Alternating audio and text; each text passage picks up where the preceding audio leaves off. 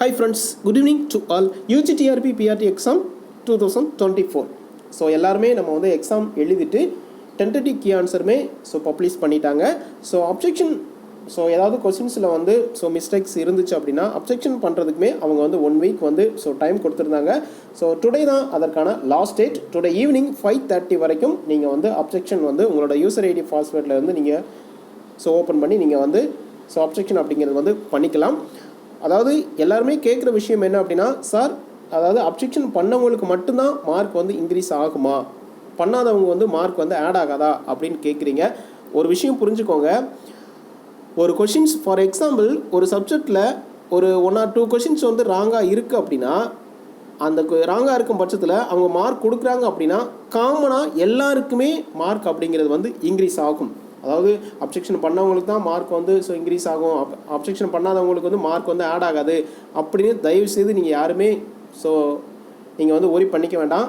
Mark வந்து கொடுக்குறாங்க, அதாவது ராங்காக இருக்கும் பட்சத்தில் அவங்க வந்து கன்சிடர் பண்ணிவிட்டு ராங்காக இருக்கும் பட்சத்தில் மார்க் இந்த கொஷின்ஸ்க்கு வந்து கொடுக்கலாம். அப்படிங்கிற பட்சத்தில் மார்க் இன்க்ரீஸ் ஆச்சு அப்படின்னா எல்லாருக்குமே அந்த கொஷின்ஸ்க்கு மார்க் அப்படிங்கிறது வந்து இன்க்ரீஸ் ஆகும். அதனால் நான் வந்து அப்ஜெக்ஷன் பண்ணலை அப்படின்னு யாருமே நீங்கள் ஒரி பண்ணிக்க வேண்டாம். நிறைய டீச்சர்ஸ் வந்து அவங்க வந்து சார் என்னால் வந்து அப்ஜெக்ஷன் பண்ண முடியாத ஒரு சிச்சுவேஷனில் இருக்கிறேன், சரியான சோர்ஸ் வந்து கிடைக்கல அப்படிங்கிற மாதிரி முடிஞ்ச அளவுக்கு நீங்கள் உங்களோட அகாடமி ஸ்டூடெண்ட்ஸை வச்சு நீங்கள் வந்து அப்ளை பண்ணியிருக்கேன் சார் அந்த மாதிரிலாம் சொல்லியிருந்தீங்க.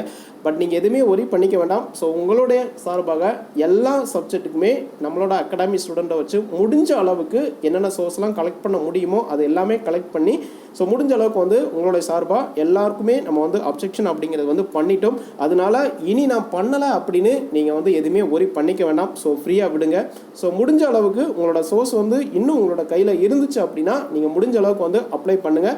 இல்லை முடியலை அப்படின்னா நீங்கள் எதுவுமே ஒரி பண்ணிக்க வேண்டாம். மார்க் இன்க்ரீஸ் ஆச்சு அப்படின்னா அப்ளை பண்ணவங்களுக்கும் சரிதான், இல்லை வந்து அப்ஜெக்ஷன் பண்ணாதவங்களுக்கும் சரிதான், எல்லாருக்குமே மார்க் அப்படிங்கிறது வந்து இன்க்ரீஸ் ஆகும். நீங்கள் அதாவது என்னென்ன கொஸ்டின்ஸ்லாம் அப்ஜெக்ஷன் பண்ணியிருக்கீங்களோ நீங்கள் கொடுத்த சோர்ஸ் வந்து கரெக்டாக இருந்துச்சு, ஸ்டாண்டர்ட் புக்ஸ்லேருந்து நீங்கள் வந்து சோர்ஸ் கொடுத்துருக்கீங்க அப்படின்னா வல்லுநர் குழு எல்லாமே அவங்க கன்சிடர் பண்ணிவிட்டு இந்த கொஸ்டின்ஸ்க்கு மார்க் கொடுக்கலாம். அப்படிங்கிற பட்சத்தில் அப்ஜெக்ஷன் பண்ணவங்களுக்கு மட்டும்தான் மார்க் இன்க்ரீஸ் ஆகும் அப்படிங்கிறது இல்லை, எல்லாருக்குமே பண்ணவங்களாக இருந்தாலும் சரி தான், இல்லை அப்ஜெக்ஷன் பண்ணாதவங்க இருந்தாலும் சரி தான், எல்லாருக்குமே காமன் டு ஆல். எல்லாருக்குமே மார்க் அப்படிங்கிறது வந்து இன்க்ரீஸ் ஆகும். அதனால் நான் அப்ஜெக்ஷன் பண்ணலை அப்படின்னு நீங்கள் எந்த வித ஒரியுமே பண்ணிக்க வேண்டாம். ஃப்ரீயாக விடுங்க. 5:30 வரைக்கும் முடிஞ்ச வரைக்கும் நீங்கள் சோர்ஸ் வச்சுருந்தீங்க அப்படின்னா நீங்கள் வந்து தாராளமாக வந்து டுடே ஈவினிங் 5:30 வரைக்கும் நீங்கள் அப்ளை பண்ணிக்கலாம். ஓகே, இப்போது இதை ஸ்டார் கொஷின்ஸ் யாருக்கு வந்து மார்க் கிடைக்கும் அப்படிங்கிற மாதிரி கேட்குறீங்க. அதாவது கொஷின்ஸில் வந்து கரெக்ஷன் ஏதாவது இருந்துச்சு, அதாவது மிஸ்டேக்ஸ் ஏதாவது இருந்துச்சு அப்படின்னா அது வந்து ஸ்டார் கொஷின்ஸ். அந்த கொஷின்ஸ் வந்து மார்க் கிடைக்குமா இல்லை கிடைக்காதா அப்படின்னா, ஃபார் எக்ஸாம்பிள் வந்து இப்போ பிஜிடிஆர்பியில் அதாவது ப்ரீவியஸ் இயரில் பார்த்தீங்க அப்படின்னா ஒரு ஃபார் எக்ஸாம்பிள் வந்து ஒரு 5 கொஷின்ஸ் வந்து ராங்காக இருந்துச்சு அப்படின்னா அங்கே என்ன பண்ணாங்க அப்படின்னா, ஃபார் எக்ஸாம்பிளுக்காக சொல்கிறேன், ஆனால் வந்து பிஜிடிஆரில் என்ன பண்ணாங்க அப்படின்னா ஒரு 5 கொஷின்ஸ் வந்து ராங்காக இருந்துச்சு அப்படின்னா அந்த 5 கொஷின்ஸை வந்து அப்படியே ரிமூவ் பண்ணிவிடுவாங்க. மார்க் வந்து ஆட் பண்ணவும் மாட்டாங்க, அப்படியே ரிமூவ் பண்ணிவிடுவாங்க. அப்போ ரிமூவ் பண்ணிட்டாங்க அப்படின்னா உங்களுக்கு ஃபார் எக்ஸாம்பிள் 150 கொஷின்ஸ் இருக்குது அப்படின்னா 145க்கு தான் உங்களோட கட் ஆஃப் வந்து கால்குலேட் பண்ணுவாங்க. அந்த 5 கொஷின்ஸை வந்து டோட்டலாக ரிமூவ் பண்ணிவிடுவாங்க. அதுக்கு வந்து மார்க்கே ப்ரீவியஸ் இயரில் வந்து கொடுக்கல. அது இதில் யாருக்கு பாதிப்பாக இருக்கும் அப்படின்னா, இப்போ வந்து நான் வந்து 5 கொஷின்ஸ் வந்து ஃபார் எக்ஸாம்பிள் 5 கொஷின்ஸ் அதாவது 2 கொஷின்ஸோ இல்லை 3 கொஷின்ஸோ வந்து நான் வந்து அதாவது 5 கொஷின்ஸோ நான் வந்து ராங்காக அதாவது இந்த ஸ்டார் கொஷின்ஸ் வந்து கரெக்டாக ஆன்சர் பண்ணியிருக்கேன் அப்படின்னா அவங்களுக்கு என்ன ஆகும் அப்படின்னா அந்த 5 கொஷின்ஸ்க்கான ஆன்சர் வந்து கம்மியாகும். மார்க் வந்து கம்மியாகும். அப்போது ஒரு சில பேர் என்ன அப்படின்னா அந்த 5 கொஷின்ஸுக்குமே ஆன்சர் வந்து ராங்காக பண்ணியிருக்க மாட்டாங்க. அப்போ அவங்களுக்கு என்ன ஆகும், அவங்களுக்கு மார்க் எதுவுமே கம்மியாகாது. அவங்களுக்கு எவ்வளோ மார்க் எடுத்திருக்காங்களோ அது அப்படியே தான் இருக்கும். அப்போது அந்த 5 கொஷின்ஸ்க்கு சரியாக ஆன்சர் பண்ணாங்க இல்லையா, அவங்களுக்கு தான் அந்த 5 மார்க் வந்து அவங்க வந்து டோட்டலாக அந்த கொஷின்ஸே ரிமூவ் பண்ணிடுவாங்க. இப்போ வந்து அதாவது அந்த கொஷின்ஸையும் சேர்த்து நான் வந்து ராங்காக ஆன்சர் பண்ணியிருக்கேன் அப்படிங்கிற மாதிரி நீங்கள் வந்து கட் ஆஃப் இந்த மார்க்கில் வந்து நீங்கள் ஆட் பண்ணி வச்சுருப்பீங்க. சப்போஸ் அந்த அந்த அந்த ஸ்டார் கொஷின்ஸ் இருந்துச்சு அப்படின்னா அந்த கொஷின்ஸ் என்ன பண்ணுவாங்க, அவங்க என்ன பண்ண போகிறாங்க அப்படிங்கிறது தெரியல. ப்ரீவியஸ் இயரில் பார்த்தீங்க அப்படின்னா பிஜிடிஆர்பி எக்ஸாமில் அந்த ஸ்டார் கொஷின்ஸ் எதெல்லாம் இருந்துச்சோ அது எல்லாமே டோட்டலாகவே ரிமூவ் பண்ணிட்டாங்க, மார்க் கொடுக்கவே இல்லை. ஸோ அதே மெத்தடை இங்கேயும் ஃபாலோ பண்ணாங்க அப்படின்னா நீங்கள் ஒரு 3 கொஸ்டின்ஸோ இல்லை 4 கொஸ்டின்ஸோ வந்து நீங்கள் கரெக்டாக ஆன்சர் பண்ணியிருக்கேன் அப்படிங்கிற பட்சத்தில் அந்த மார்க்கையும் நீங்கள் ஆட் பண்ணி தான் நீங்கள் டோட்டல் மார்க் எவ்வளோ வருது அப்படிங்கிறது வந்து ஸோ நீங்கள் வந்து அதாவது கால்குலேட் பண்ணியிருப்பீங்க. அந்த கொஸ்டின்ஸை ரிமூவ் பண்ணிட்டாங்க அப்படின்னா நீங்கள் வந்து ஒரு 2 கொஸ்டின்ஸோ அதாவது 3 கொஸ்டின்ஸோ இருந்துச்சு அப்படின்னா அந்த கொஷின்ஸே ரிமூவ் பண்ணிடுவாங்க. அப்போ கரெக்டாக போட்டவங்களுக்கு வந்து மார்க் அப்படிங்கிறது வந்து கம்மியாகும். அந்த 3 கொஸ்டின்ஸை ராங்காக போட்டவங்களுக்கு மார்க் வந்து கம்மியாகாது, அந்த மார்க் அப்படியே தான் இருக்கும். ஸோ இது இந்த இடத்துல ஒரு முக்கியமான ஒரு பார்ட்டாக இருக்குது. பட் இவங்க வந்து மார்க் கொடுக்க போகிறாங்களா, ஸ்டார் கொஷின்ஸ்க்கு கொடுக்க போகிறாங்களா, இல்லை கொஷினையே ரிமூவ் பண்ண போகிறாங்களா அப்படிங்கிறத நம்ம கொஞ்சம் இந்த ஃபைனல் ரிசல்ட்டில் தான் நமக்கு வந்து தெரியும். ஓகே, இப்போது இந்த கட் ஆஃப் பொறுத்த வரைக்கும் எவ்வளோ வரும் அப்படின்னு வந்து நீங்கள் கேட்டுகிட்டே இருக்கிறீங்க. பட் கட் ஆஃப் பொறுத்த வரைக்கும் உங்களுக்கே ஒரு ஐடியா அப்படிங்கிறது வந்து கிடச்சிருக்கும். ஏன்னா நம்மளே நிறைய வீடியோஸில் வந்து அதாவது கமெண்ட் செக்ஷனில் வந்து உங்களோட மார்க் எவ்வளவு, அதாவது உங்களோட கம்யூனிட்டி வைஸ் வந்து நீங்கள் சொல்லுங்கள். எல்லாருமே அவங்க வந்து ஸோ கமெண்ட் செக்ஷனை ஸோ அவங்க பார்க்கும்போது எல்லாருமே தெரிஞ்சுப்பாங்க ஒவ்வொரு சப்ஜெக்டில் இவ்வளோ வருது அப்படின்னு சொல்லும்போது அவங்களுக்கே ஒரு ஐடியா கிடச்சிரும் அப்படிங்கிற மாதிரி சொல்லியிருந்தோம். ஏன்னா கட் ஆஃப் மார்க்கை பொறுத்த வரைக்கும் இவ்வளோ கிடச்சிரும், உங்களுக்கு வந்து கண்டிப்பாக கிடைக்கும், உங்களுக்கு வந்து கண்டிப்பாக கிடைக்காது அப்படின்னு வந்து நம்ம சொல்லிடலாம். ஆனால் நீங்கள் எந்த அளவுக்கு ஹார்ட் ஒர்க் பண்ணி படிச்சிருக்கீங்க, எவ்வளோ விஷயங்களை இழந்து நீங்கள் படிச்சிருக்கீங்க அப்படிங்கிறது கண்டிப்பாக உங்களோட கஷ்டத்தை என்னால் கண்டிப்பாக ஸோ உணர முடியும். அதனால டேரெக்டாக வந்து உங்களுக்கு கிடைக்கும் உங்களுக்கு கிடைக்காது அப்படிங்கிறத வந்து சொல்ல முடியாது. பட் எல்லாருக்குமே போஸ்டிங் அப்படிங்கிறது வந்து ஸோ கிடைக்கும், அதில் எந்தவித மாற்றம் இல்லை. கட் ஆஃப் பொறுத்த வரைக்கும் கம்மியாக தான் வரும். ஏன்னா நிறையா சேனலில் வந்து இவ்வளோ வரும் அவ்வளோ வரும், 100க்கு மேலே வரும், அவ்வளோ மார்க் எடுத்திருக்காங்க அப்படிங்கிறதான் சொல்கிறாங்க. பட் ஒரு சில சேனலில் வந்து ஓரளவு வந்து கரெக்டாக போடுறாங்க. ஏன்னா அதை விட மார்க் அப்படிங்கிறது வந்து கண்டிப்பாக ஃபைனல் ரிசல்ட்டில் தான் நமக்கு தெரியும். ஏன்னா சொன்ன மார்க்கை விட அதாவது ஒரு 5 மார்க் அதிகமாகவும் ஆகலாம். ஏன்னா எப்போவுமே அப்படி தான், ஒரு கட் ஆஃப் மார்க் வந்து நம்ம எக்ஸ்பெக்டட் கட் ஆஃப் மார்க் கொடுக்குறோம் அப்படின்னா அதில் 5 மார்க் வந்து அதிகமாகவும் ஆகலாம் கம்மியாகவும் ஆகலாம், ஏன்னா கரெக்டாக இருக்காது. ஸோ கட் ஆஃப் மார்க்கை பொறுத்த வரைக்கும் அப்படி தான் இப்போ வரை இருந்துகிட்டு இருக்குது.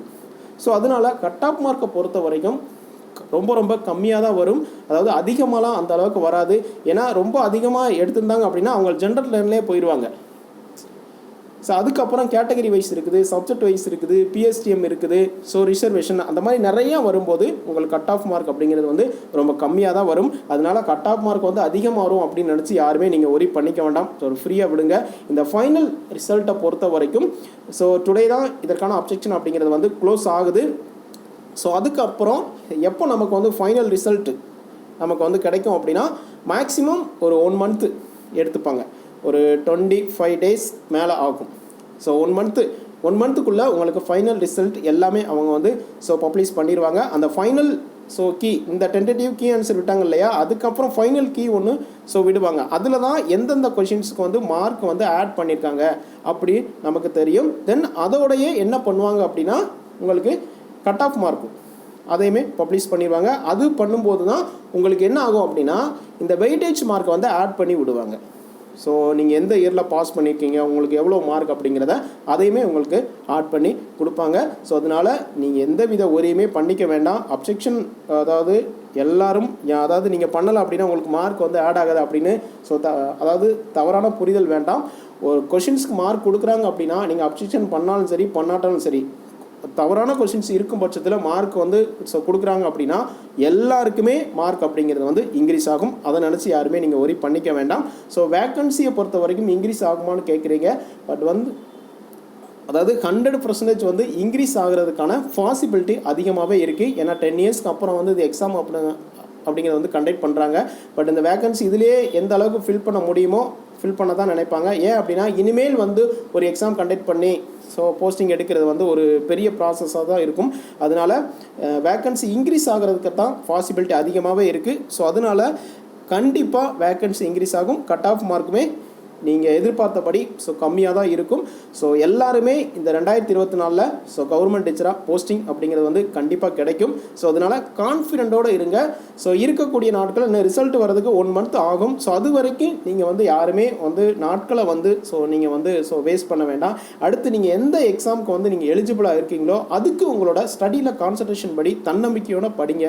அப்போ தான் உங்களுக்கு வந்து ஸோ எல்லாமே கரெக்டாக இருக்கும். அதாவது இழந்ததை நினச்சி நீங்கள் எப்போவுமே ஃபீல் பண்ணக்கூடாது. ஏன்னா அடுத்து நம்மளோட லெவல் என்ன, நான் அதை நோக்கி தான் நம்மளோட ஸோ முயற்சிகள் இருக்கணுமே தவிர எந்த ஒரு சிச்சுவேஷன்லையும் இழந்ததை நினச்சி நீங்கள் ஃபீல் பண்ணவே கூடாது. அப்படி ஃபீல் பண்ணீங்க அப்படின்னா உங்களோட அடுத்த லெவலுக்கு நம்மளால் போக முடியாது. அதனால் தன்னம்பிக்கையோட நீங்கள் தொடர்ந்து உங்களோட ஸ்டடீஸில் கான்சன்ட்ரேஷன் பண்ணி படிங்க. ஏன்னா நிறைய எக்ஸாம்ஸ் வந்து இருக்குது, பிஜிடிஆர்பி இருக்குது, செகண்ட் கிரேட் டீச்சர் இருக்குது. ஸோ நிறைய எக்ஸாம்ஸ் வந்து இருக்குது. அதில் எந்த எக்ஸாமுக்கு வந்து நீங்கள் எலிஜிபிளாக இருக்கீங்களோ அதில் உங்களோட கான்சன்ட்ரேஷன் பண்ணி ஸ்டடியில் கான்சன்ட்ரேஷன் பண்ணி படிங்க. ஈஸியாக வந்து ஸோ சக்ஸஸ் பண்ணிடலாம். உங்களோட இலக்கு அப்படிங்கிறது வந்து 2024 அஸ் ஏ கவர்மெண்ட் எம்ப்ளாயாக போஸ்டிங் வாங்கணும். அதுக்கு உங்களோட ஹார்ட் ஒர்க் என்ன, நம்ம எப்படி வந்து பிளான் பண்ணி படிக்கலாம், என்ன செய்யலாம் அப்படிங்கிறத நீங்கள் அனலைஸ் பண்ணி படிங்க. ஈஸியாக வந்து கிளியர் பண்ணிடலாம். Okay friends, thank you.